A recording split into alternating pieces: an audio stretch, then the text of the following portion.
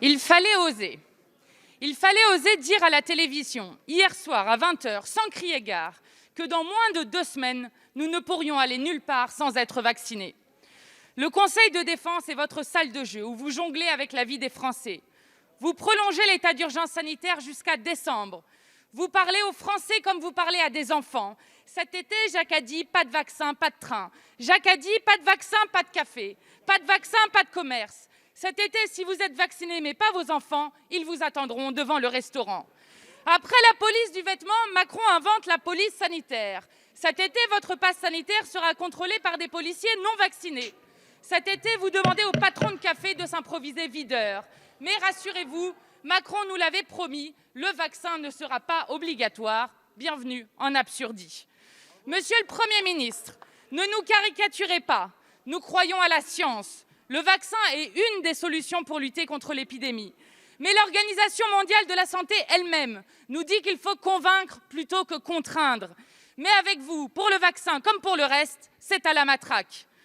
Vous avez laissé des soignants travailler en sac poubelle. Vous les avez gazés quand ils réclamaient plus de moyens. Et maintenant, vous les stigmatisez pour qu'ils se fassent vacciner. Et le pompon, les pauvres sont les plus exposés au Covid, ceux qui en meurent le plus, ceux qui ont moins d'accès à la vaccination. Alors, en toute logique, vous déremboursez le test PCR. Monsieur le Premier ministre, tout le monde n'appartient pas à la République en marche. Non, le virus ne vérifie pas le portefeuille des personnes avant de les contaminer. Et les plus pauvres auront en prime une mise à mort sociale avec la réforme de l'assurance chômage et la réforme des retraites. Par contre, jackpot pour Big Pharma, pour qui la fête continue. Nous vous avions pourtant prévenu. 800 millions d'euros d'économies pour l'hôpital public, fermeture de lits, manque de personnel soignant. Monsieur le Premier ministre, où sont les moyens pour les soignants? Où sont les purificateurs d'air?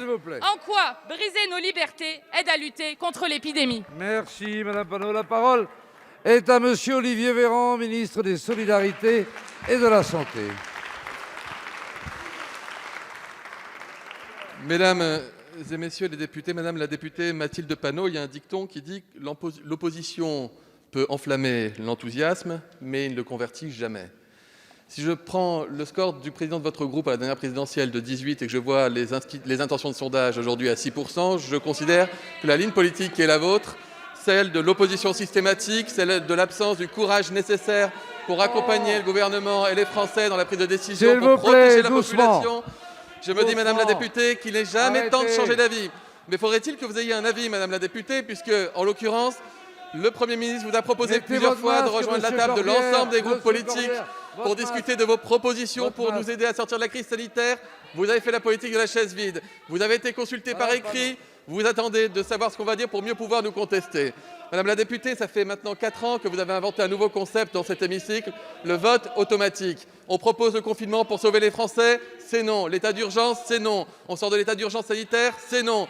Vous nous parlez de moyens pour l'hôpital. Vous avez eu l'occasion de voter 9 milliards d'euros de salaire de plus pour les soignants par an. Ça a été non.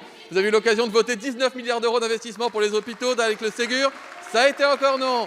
On vous a proposé d'étendre les mesures du Ségur au médico-social. Renon. Madame la députée, à l'heure du bilan de vos mandats parlementaires, chacun est libre. À l'heure de vos bilans, je regarderai avec attention l'ensemble des votes non et je le communiquerai aux Français, rien que dans le champ du social. Honnêtement, on n'a pas à rougir. Madame la députée, on peut s'opposer intelligemment, constructivement. L'heure est grave pour la population et les Français attendent de nous qu'on soit à la hauteur. Et un peu d'unité nationale ne nuit jamais dans un contexte comme celui-ci.